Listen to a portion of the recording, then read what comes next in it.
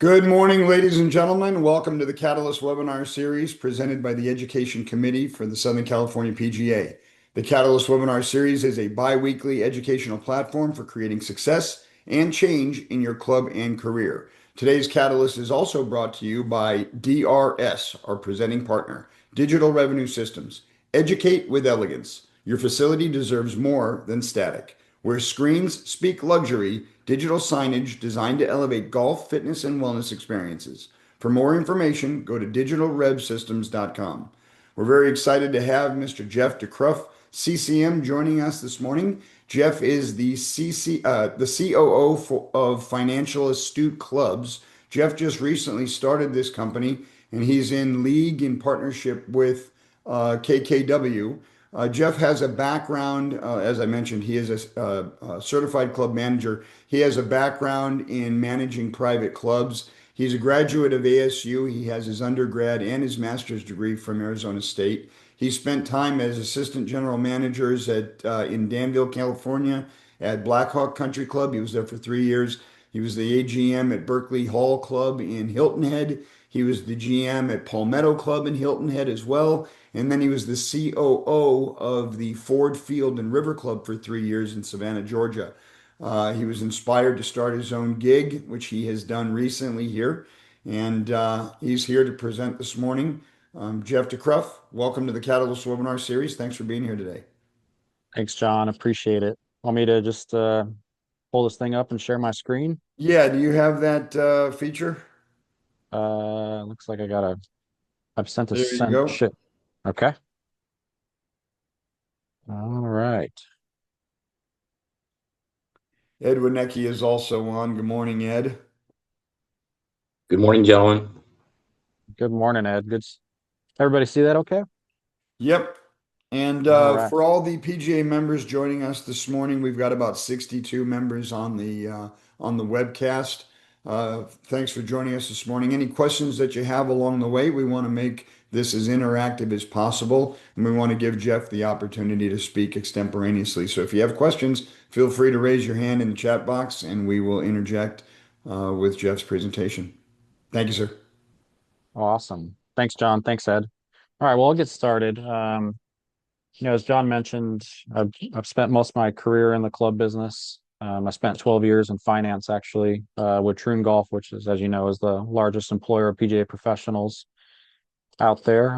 But I spent most of my career in finance, got into club management, AGM, GM, COO roles at some pretty solid clubs. But I'll talk a little bit about why I wanted to get back into finance.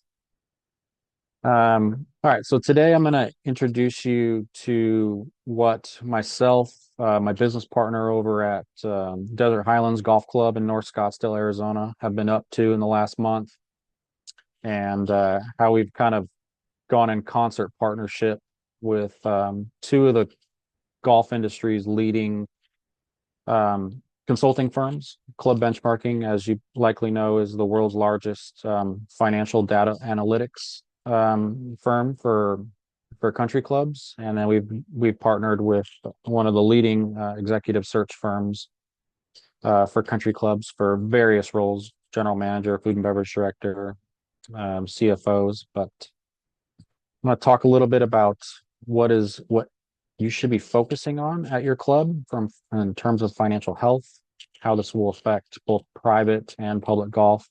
I'll probably talk a little bit more on the private club side just because I've been out of the public world for a little bit. So I do apologize that, but I do have experience in the public side. I spent many years in finance for a very large, high volume golf resort in the Phoenix area.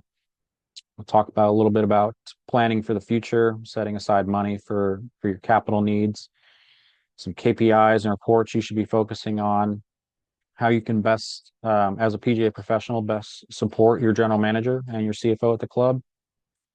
And then as you look at your own personal career and your career growth as a PGA professional and a PGA member, I'll share some key things that you should focus on to pay attention to. As John mentioned, I recently started a company called Financially Astute Clubs, and we've partnered with Copland, Keebler, and Wallace in club benchmarking. The CFO of Desert Highlands Golf Club in Scottsdale, Arizona, and we've known each other for many years, and we worked in finance at Troon Golf at their world headquarters in Scottsdale, and we traveled all over the United States, helping clubs with finance and accounting, partnering with their GMs, with their director of golf, with various committees. And what's interesting is over the years, it's like these clubs still call for help all the time, and there's definitely a gap in our industry for financial support, and so we're trying to fill it. And so, like on this slide, it's a lot of noise, but what we have discovered over the years is most clubs are under a staffing model of what you see on the left. Your club has a general manager. If you're a private club, you'll have a finance committee. But when it comes to the actual financial team on site, it's usually a 2 or 3 person team. And like Jeff, Um, you had mentioned that this structure is typically for clubs that are in that range of like 5 million to 11 million total yeah, gross revenue annually. yeah, I'd say pretty much the clubs that are 10 million or less are typically under this staffing model. And it works from an accounting perspective, but what it becomes more challenging is these clubs, the golf clubs in the last decade, and especially since COVID, they're just becoming more complex. The membership has higher demands, the board, the treasurer, finance committee, the GM, and all the department heads, including the director of golf. They have a lot more needs in terms of reporting, support. Um, so the staffing model on the left does the job. It just doesn't help advance the club forward. And the reality, if you're at a property that probably does less than $10 million, you likely don't have a CFO, a full-time CFO on staff, although you still need that CFO level support. And so in absence of that CFO, you're putting a lot of extra work on your general manager, on volunteer member committees, on the director of golf. Um, and you'll hear feedback from the department heads, you'll hear feedback from the GM. Well, maybe we should just hire another staff accountant to like free up some support time from the controller. But what happens and what plays out in the golf industry is if you hire another staff accountant to help out, the controller just still spends all their time training the new staff accountants. And you're truly not getting the help that the GM wants, that the board or the finance committee wants, and all your department heads really deserve. And so we're trying to change the industry and change the narrative of, these clubs are a lot more complex. They have a lot more needs, but for the basically the same cost as hiring an entry level staff accountant, you can get access to a network of some of the top CFOs in the country to partner with the GM, with the board, with the finance committee, with department heads. And so the staffing model on the right is what we have been promoting. So people are asking us, we launched officially about a month ago. We're getting calls from clubs all over the United States, but again, we're trying to fill in the gap to help support clubs because they just have a lot more needs. Things have exploded in the golf business since COVID. We're busier than ever. These clubs nationwide are investing millions and millions of dollars into renovations. The service levels, the service expectations of members and guests is higher than it has ever been before. You've added staff, you've added golf staff, you've added agronomy staff, but the frustrating part is the actual finance team at most clubs hasn't changed in 30 plus years. And so we're here to help fill the gap. We have so many tools and templates. And we're all club managers. We're all golf guys, so we speak the language. I hate to say this, but most people that work in clubs and in accounting, they don't have a golf background. They don't have a club background. They don't have a food and beverage background, and so there's a little bit of a gap in that there's a cultural not fit um, between many clubs, accounting staff, and the other staff on property.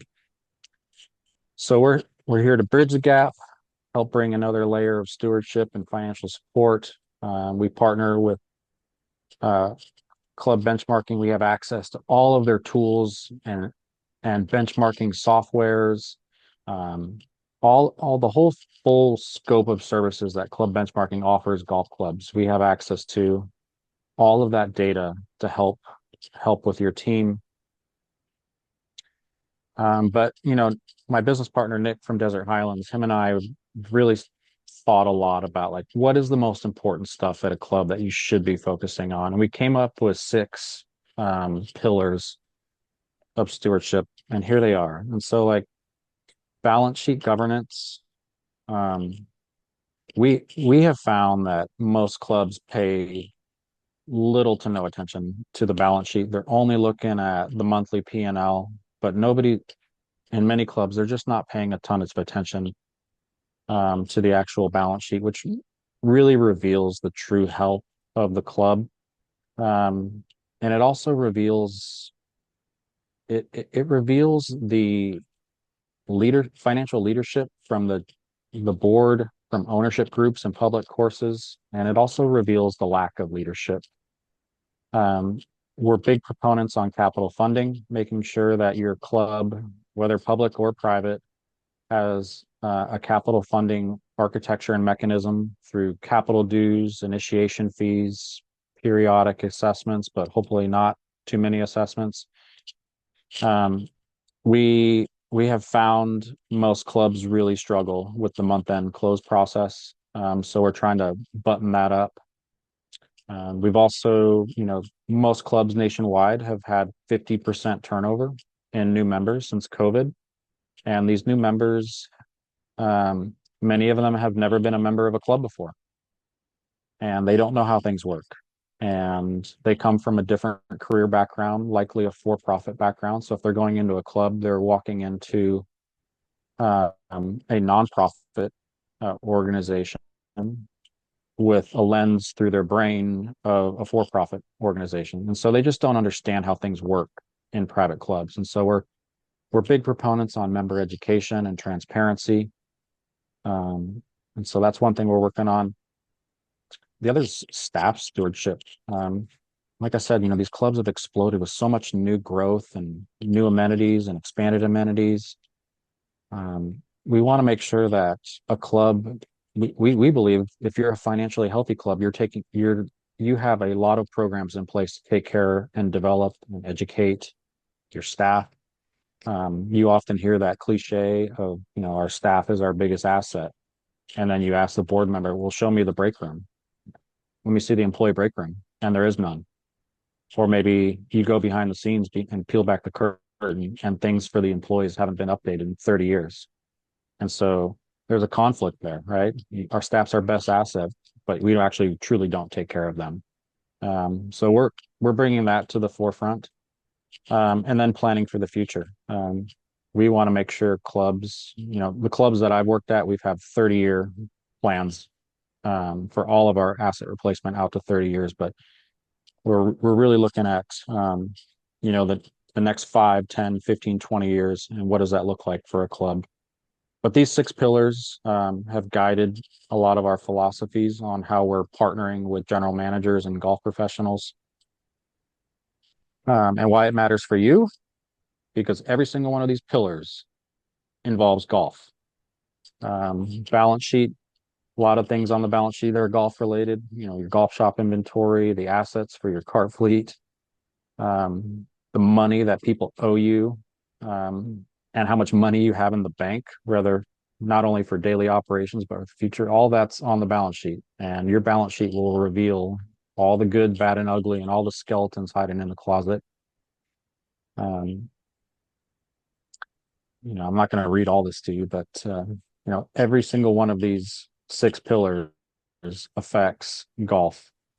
One thing, like the capital foresight for the future, you're seeing so much reinvestment in golf course infrastructure right now, especially in private clubs and especially in Sunbelt areas of the country, like in Florida and Palm Springs and Scottsdale, Phoenix market.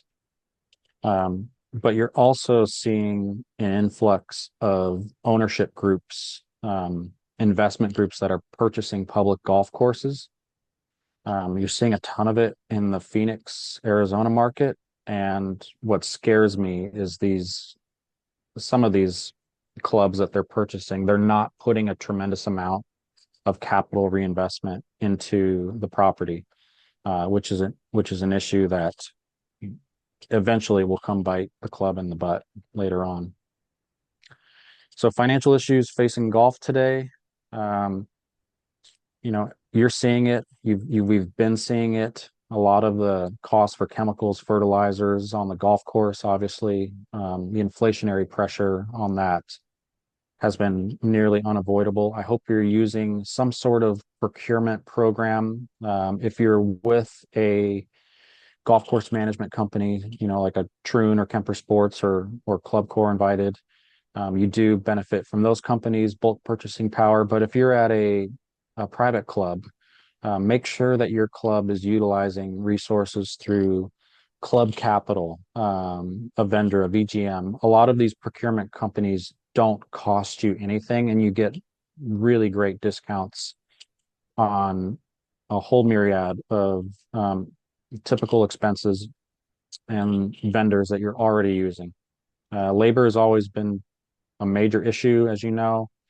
Um, I'll talk a little bit about that as it applies to budgeting. But if you've never seen this before, if you Google MIT's living wage calculator, MIT has developed a program that takes a look at gas prices, rent prices, food, utilities, transportation, and you can type in any city and any county in the country, and it will instantly populate the wage that somebody needs to earn just to survive.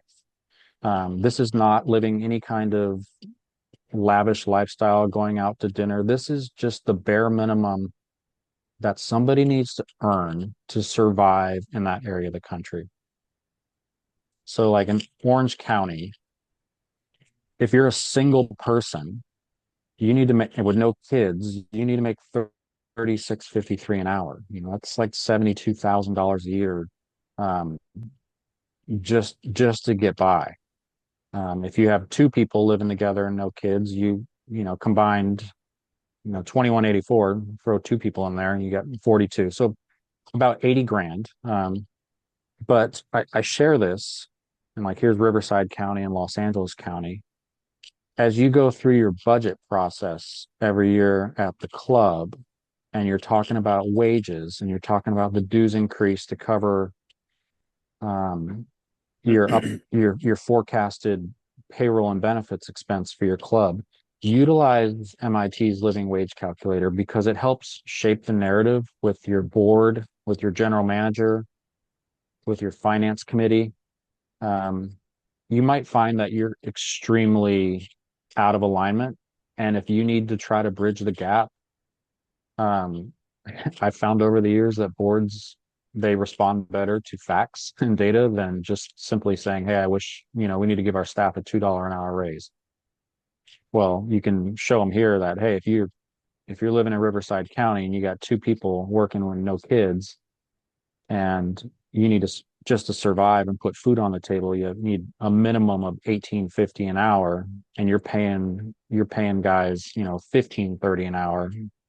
You can utilize this data and hopefully get a dues increase that'll help bridge the gap. But yeah, just literally just Google MIT's living wage calculator. It's totally free, and you can type in any city and any county in the country, and it provides some really cool information.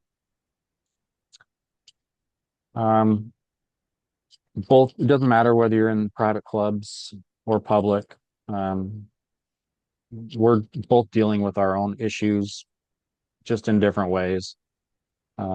There's been a lot of dues pressure in the last few years because of COVID. Members, they might not like it, but everything else in their in their world has gone up, 5, 6, 7%. The data shows that, the median dues increase in many areas of the country in the last several years. It's been that 5, 6, 7%. So if you're working at a private club and you're hearing that your board, is only wanting to pass a, 2.5, 3.5% dues increase, they're so short-sighted. And I think the tough thing that we battle with is, as club managers, we put so much time and effort into building a responsible budget. And then you go take it to the board and the general manager and the accounting team. And often golf professionals and other department directors are there to, share their story and pitch their case.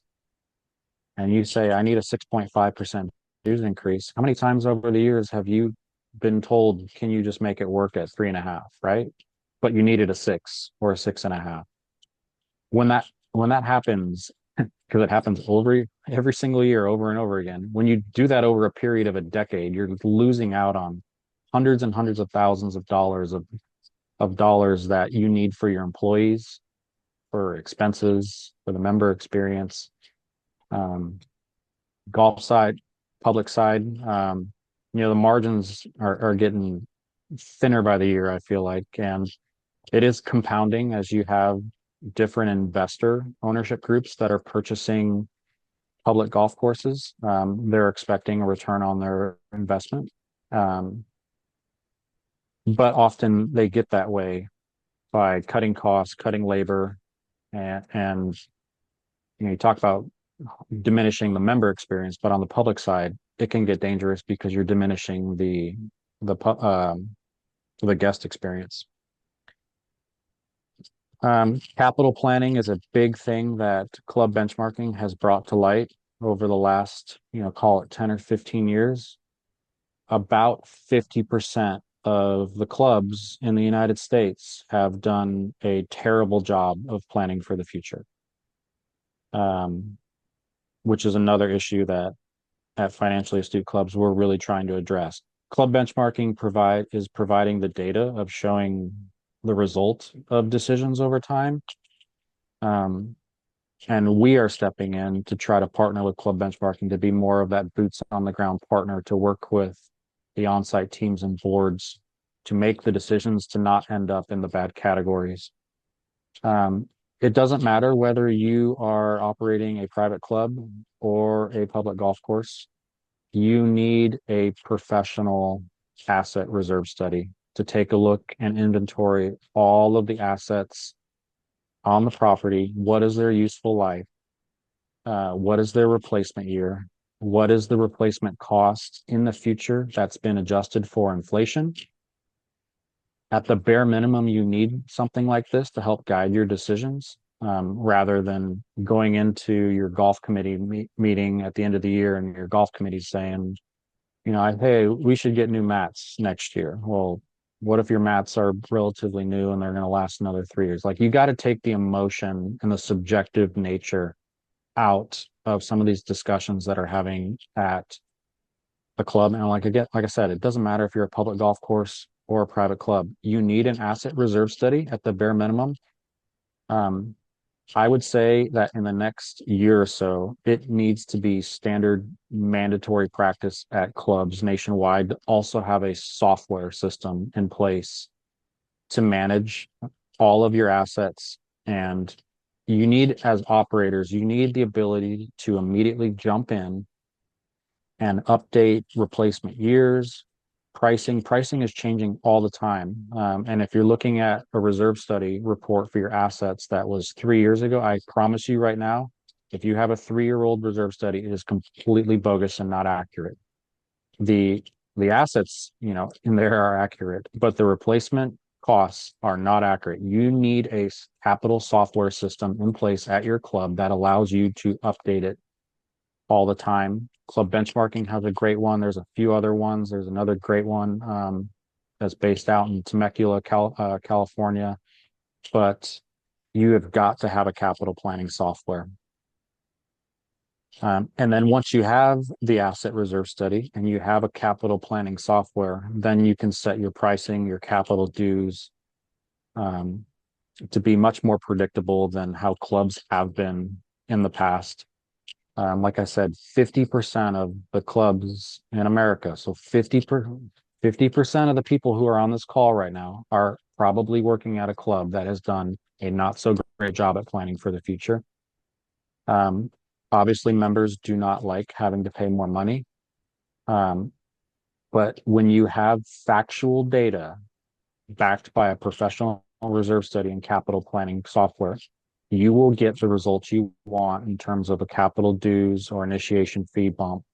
I promise you, I can tell you, I've had capital reserve studies and professional capital planning platforms at every club I've worked at, including Blackhawk Country Club up in Northern Cal. I have yet in the last decade gotten not what I wanted across the finish line. But if it was just me or the GM or the golf professional saying, "Hey, I just want this stuff," you're going to get shot down because you don't have an objective science backing what you're asking. So you could take away a couple takeaways. If your club does not have a reserve study that is accurate, you need to get one, and you need a professional capital planning software in place to manage it. Um, Reports. None of this is anything you haven't seen before. I will say though, like if you look at the labor hours, this is one thing that I have found in all my travels around the US is clubs have typically do a pretty poor job when it comes to budgeting for staffing. And some of the tightest managed clubs I have been involved with have a budgeting platform for staff that if you have 150 staff at the club, every single individual 150 staff member is in your budget template with their hourly wage or their salary. And if they're hourly, it includes the number of hours that they are expected to work each week for every week for all 52 weeks of the year. And some of the best managed clubs I've been involved with, when they go through this process every year during the budgeting cycle, they're noting the peak holidays.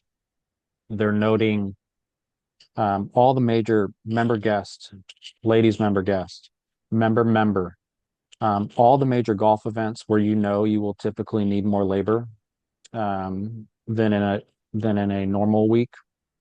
They're budgeting for it in right up front. Many private clubs and public too, but you know that you will have OT expense. You do your best to avoid OT, but the reality is it happens. So why not budget for it? So if you have your budget template set up and knowing that, you're going to need 6 guys outside and they're going to be working 45, 50 hours a week during member guest, you need to budget for that. You need to have a budget template that automatically calculates the overtime expense. Um, if anyone on this call doesn't have a really solid staffing budget template, my contact information is at the end of this slide. I'm happy to send you some tools that I've used at some other clubs, but I can tell you, you put the effort up front. At the clubs that I've been at recently, we don't even talk about labor anymore. We don't talk about labor because we don't have any major budget overages because we did so much detail work up front. KPIs that matter. If you're not, I would have a KPI scorecard in your monthly packet. There's many KPIs that you should be focusing on, but as you share things with ownership, with your membership, with your golf committee, with finance committee, you should have a scorecard of pick the 5 or 10 KPIs and report on them every month in addition to your monthly P&L. If you're working at a private club, you hear the cliche, you're in the dues business. It's very much true. But you need to understand what your dues ratio is, and which is basically your total dues revenue as a percentage of total operating revenue. If your club is not at a minimum of 50%, you are exposing your club to significant risk from a financial perspective, because that means that you have a extremely high reliance on non-dues revenue. So outside tournaments, Monday tournaments, charity golf events, outside banquets, outside weddings, all of that stuff can be affected by weather. Thankfully, in Southern Cal, you have a little bit better weather than most people in other areas of the country, but the sooner you can raise your dues ratio over 50%, the easier your life gets and the less stressful it gets as an operator. And then the other thing that I want to point out is the payroll ratio. So this is total payroll and benefits as a percentage of your total club revenue. That whatever that ratio is, let's say it's 45%, you need to make sure that your dues ratio is equal or more than that. If your payroll ratio is less than your dues ratio, it basically means that your dues are not high enough to take care of the bare minimum staffing needs of the club. Those two I would definitely pay attention to, have in your monthly packet for your board or your ownership group. Um, and then that one in the middle, net to gross PP&E, that's PP&E is property, plant, and equipment. It's all the assets of the club. The net PPE is basically what's the valuation of that of your asset base now that it's kind of been used up and depreciated. Gross is what you bought it at.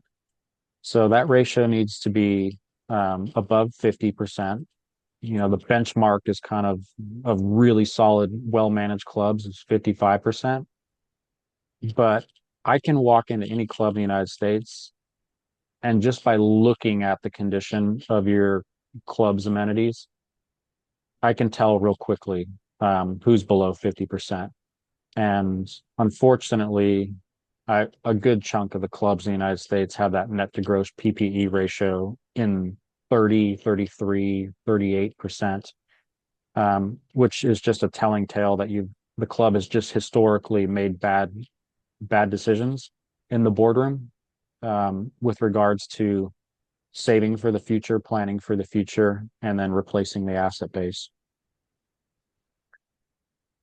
I'm not going to talk too much on this, but you know, staffing, as you know, member experience is extremely important in private clubs. My last club, you know, we did 8,600 golf rounds a year. We didn't even take tee times, but yet my board of directors wanted me to staff our range with range attendants, washing down clubs for the 30 people that showed up a day and spend out there all day driving around in golf carts, handing out food and water and scented towels. We're willing to pay for it, but not every club is like that. Um, when it comes to the staffing model, focus on this fixed versus variable labor. You probably have had it happen in your life where somebody said, you know, you need to cut staffing. You, as a golf professional, as an operator, as a general manager, you need to know what your baseline fixed labor is right off the bat before you can get into any variable labor that you can cut.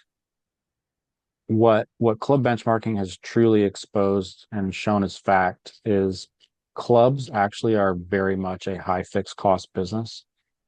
And so the amount of expense and labor that you can cut without completely compromising the member and guest experience is very limited. So when you hear things of, hey, I need you to cut back on this, if you have proof of what you need for a fixed labor cost and a fixed labor schedule, you can fight back on those outrageous requests from board members. You get this a lot in food and beverage and in the restaurants at clubs. But the reality is the fixed cost nature of clubs, you always need a certain amount of people on the agronomy team to set up and maintain the golf course. You need a baseline golf inside and outside operation staff. Same thing with the restaurants. You need a baseline fixed culinary and front of house staff And the amount of variable labor that's tacked onto that, it's actually super small. Supporting CFO and GM, I've been very blessed to work with some outstanding golf professionals over the years. Um, and these are kind of the things that they have always done for me that made my life much easier as a CFO. It made my life much easier when I was a general manager of a club. But one thing that they were always consistent with um, golf shop inventory. Um, the variances between on-hand counts versus what the system showed were always extremely minimal. The golf professionals, during their downtime would do spot checks every single week on pulling, here's what the on-hand report says. Let's go check to make sure that the shop actually reflects that. Um, some of the tightest managed clubs, they did golf shop inventory every single month. Um, if that's not possible for your team, at the very least, you need to do golf shop inventory on a quarterly basis. But I would say best practices try to get that to monthly. Um, some of the best golf professionals that I've worked with were they really knew the story behind the numbers. When our teams would send out the preliminary month-end financials, we would always ask the department heads, um, okay, I don't want just variance requests. I want the story. Um, be good storytellers, understand what goes on behind your numbers. But the best golf professionals I had were truly took accountability and ownership and understanding the story behind their numbers. They weren't defensive. Um, I've always asked, and when I was a general manager, I've asked my department heads to help me, help them in the boardroom, to help them in the finance committee room. And so when preliminaries came out, I'd always have our department heads, including our golf staff, you know, send me that one-page summary. Give me the 3, 4, 5 major things that affected your operation that month and tell me the story behind the numbers. Because it helped me in the boardroom defend against subjective opinions from, we'll call it misinformed people at times. But I've been very blessed to work with some great PGA professionals. One of my best mentors is my former general manager, Ken Kozak. He's a PGA professional. He's now the CEO of the Broken Sound Club down in Boca Raton. They're doing 75 million in revenue. But when you look at some really great success stories of PGA professionals in their career paths and some of the great clubs that they've gone to, they all have a lot in common. Um, Ken Kozak would often tell me, you live and die by the balance sheet, because it reflects your leadership or lack of leadership, and it reflects the results of good decisions and bad decisions over time. Um, Often, golf professionals will just get the golf income statement from the accounting team at month end, which obviously they need to know. But there's so much more to the club and the actual business operation that a great general manager and a great accounting team will want the golf professional staff to know what else is going on at the club. So if you're on this call and you're only getting the P&L for the golf department, I would ask your GM and I would ask your CFO or controller that you want more, including the balance sheet, because the more you understand what goes into the balance sheet, the more you're going to be a better leader. I mentioned, we talked about the capital cycles. It's mandatory at this point in the club business. You have to have a professional asset reserves plan. You need to have a professional asset planning software in place at your club. But if you're not involved working with your GM and your CFO or controller in the long range planning of that, they're doing you a disservice. You need to be involved in all the capital cycles, with everything involving the golf operation and the golf course. Your director of agronomy, golf course superintendent, they need to be involved in it. You know your asset base in golf operations better than anyone does. And you likely know what is realistic and what is not realistic. It's important to have the reserve study, but it's also important to make sure that that reserve study plan for the future is actually accurate and makes sense. Um, you need to be the ones pushing back, saying that, you know, this range picker, this ball washer, this irrigation system, there's no way in hell that it's going to last this long, and be able to proactively confront of these issues, um, and know the replacement costs. So you can update your software system. All these software systems will automatically in real time calculate what your club's dues and fees need to be to take care of things, which is the beauty of having a software system like this. Um, I mentioned, I've been blessed to be with some really great golf professionals over the years, and you know, it we had a great relationship. And the well-oiled machine clubs are the clubs I found that have department heads that truly are in concert with the general manager and the controller and the finance department. Unfortunately, in a lot of clubs, um, you do typically find that the accounting staff may be out of touch with the golf industry or the club business. For them, it's just kind of a paycheck. They want to come in, do their 9 to 5, and go home. They may not know a lot about golf to begin with. They may have never even stepped foot on the golf course, not only at your club, but they may not have ever stepped foot on the golf course anywhere. Um, so, building that strong relationship, it's important. And again, I said, know the story behind your numbers. The best golf professionals and the PGA professionals that I have seen that have risen to incredible leadership roles at some of the top clubs in the country. There's so much more than just a golf professional. They know the whole club. Um, they know the mission of what the club is trying to be. They're involved in these leadership decisions. They're proactively wanting to get involved in more than just golf ops. Um, and if you can do these 5 things, I promise you that you will have a extremely um, solid career path, and from your personal financial, potentially an extremely lucrative career path as a PGA professional. Um, I threw this quote from my buddy Nick over in Scottsdale, and it's true. I've seen a lot of PGA professionals that they just want to do the daily management. But the really solid, well-run clubs, doesn't matter if it's public or private, those PGA professionals, you look at them and you're like, darn, he's a really good leader. He's not just a manager.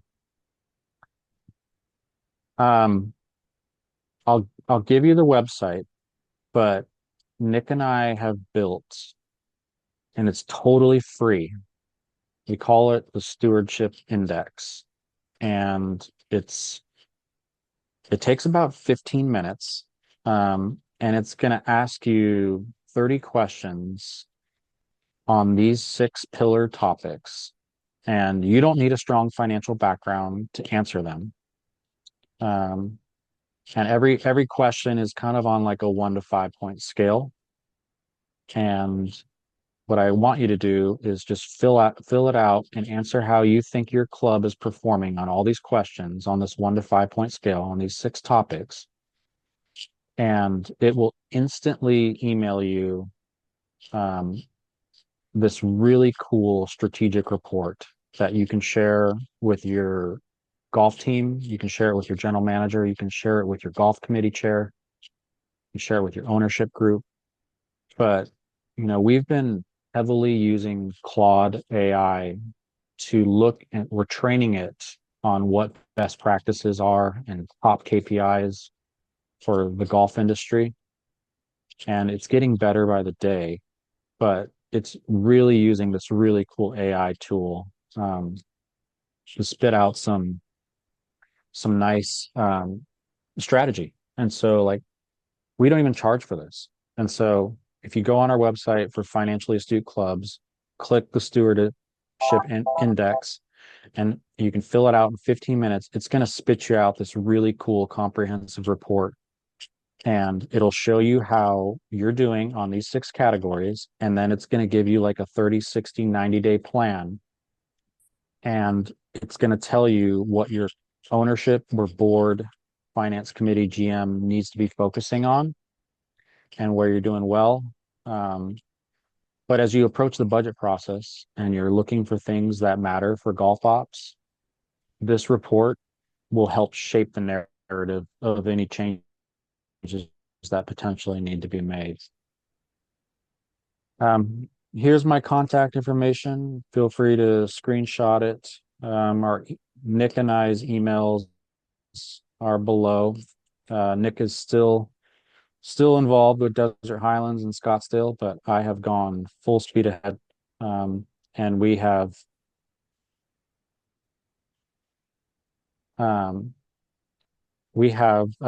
added several other of the top CFOs in the United States in strategic areas of the country. We got some great ones, um, but we have a really solid team of support folks. And we started this because we see that there's a significant gap in deficiency in partnership between the accounting team and golf professionals, just industry a little bit. Everything that's industry has changed, but finance and accounting. Um, and so we're just trying to make everybody better. But so let's see, it's 8:51, so not too much time left. If you have any questions, happy to help. But yeah, thank you for giving us the opportunity to speak with the SoCal PGA this morning. I'm going through the PGA program. I'm on the 1 yard line to get out of level 1 right now, so I'll be in level 2, hopefully next month. But golf's always been my love. Been playing it since I was a little boy, and there's nothing more than I want to do than build the rest of my career in the golf industry and give back to the golf industry. So thank you. So Jeff, wonderful presentation. Obviously, your expertise and depth is really unrivaled, and I got to be careful what I say on the rest of this call because I feel like you were talking directly to me the entire presentation. So we do record this. But I do have some questions for you. So does Ed as well. But first one is, you said you're on the 1 yard line. Are you on the 1 yard line trying to get out of the end zone? Or are you on the 1 yard line about to go into the end zone? Yeah, I'm about to go into the end zone. I've already I already did I've done level 1 seminar. I've done all the book work, and then I have like 2 things left to do in my level 1 portfolio. So, but already passed the PAT, passed it on my first try. So, like once I get out of level 1, I think the rest hopefully is a little bit smoother sailing. Well, I know you're a fantastic golfer, but yeah, you said you were on the 1 yard line. I didn't know if you were trying to do the tush push just to keep the safety from happening. But fantastic presentation. I do have a couple questions. So does Ed. Ed, do you want to go first? Yeah, sure. Thanks. Thanks, Jeff. Appreciate that. Just had a quick question that I think would be very beneficial for so many on this call and others as well. You had on one of your slides, you talked about KPI for staffing and wages. Can you elaborate on that a little bit and what that looks like and how that would be, how we use that tool? Because that sounds like something I think most people would want to look into. Yeah, I would say a few things. Um, one, make sure that you have access and you're a client of club benchmarking to have all of that specific data. Every club is different, as you know. Um, there's regional nuances.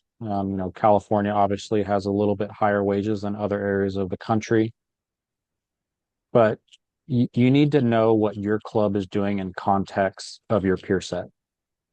And so, first off, it's important to be able to have the filters in place. If you're a $10 million club in Los Angeles, you need to have the club benchmarking data on all the other Southern California clubs in that area for similar revenue clubs. You can filter it by the number of golf rounds. If you are an intentional low round golf club, super high service, you probably do have a higher payroll ratio in the golf department than other clubs. Like I gave the example of my last club. We did 8,600 rounds annually and didn't even take tee times. And I was blowing payroll left and right, but that's what they wanted to pay for. Um, so if you are a private club, you are doing yourself a massive disservice by not having access to club benchmarking's data analytics. The other thing is if you're operating a private club, you need to know the relationship between your club dues ratio and your club's payroll ratio. They pretty much are in synergy with each other. Most clubs, if you have a 52% payroll ratio, it's very likely your dues ratio is around 52%.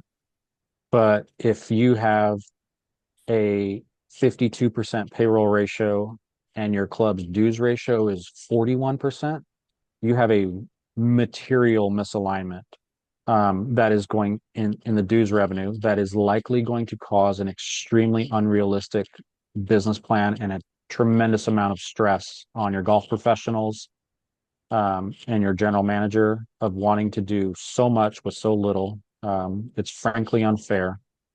But if you have this data drives getting members to make better decisions, especially as it applies to the budget process.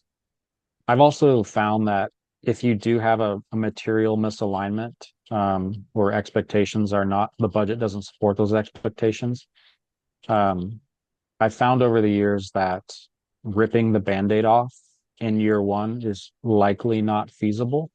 And so the way I would pitch it around it is to propose a phased plan of ripping the Band-Aid off over a 2, 3, 4 year period. And it's not just for staffing wages. You might find other things at the club. Um, you have a material misalignment of what you should be doing. And it could be on golf course maintenance labor. It could be on sand and top dressing, chemicals and fertilizers. Most clubs just don't have the the capacity to raise dues 14% to rip the Band-Aid off in year one. But if you can show them the factual data from club benchmarking that here's where you're at, you're way out of whack, you should be doing this, and here's the plan to get back in line over a 3 year period, that seems to work the most with most success at places that I've seen around the country. So Jeff, obviously, one $9 million, $10 million a year club differs significantly from one to the other based on whether or not it's an equity club or whether it's a for-profit entity. But you had said that there's some parallels between the percentage of payroll to operating revenue aligning with the percentage of dues to operating revenue. Do you see that those two KPIs, regardless of where you're at, should be close to each other? Yeah, they actually, most nearly every club nationwide, they're almost identical with each other. And the other cool thing is like if you work with club benchmarking, they're going to extract out of your Club Essential, Jonas, North Star system all of your previous year history. And you can run these 10-year reports of trends on these ratios over time. And they have a report of a trend report graph of both payroll staffing and the dues situation over a 10-year period. What you'll find in nearly all cases, every year for the last 10 years, those ratios are going to be nearly identical. The important part, though, is making sure that the dues ratio is equal or more than the payroll ratio and not the other way around. You have to, if you are at a private club, you need to make sure that your dues revenue is covering your payroll and benefits. Because if it's not, that means to pay for your staff, your club is in a position where it's relying on um, inconsistent non-dues sources. So these are like the charity Monday golf tournaments. These are the weddings, the banquets.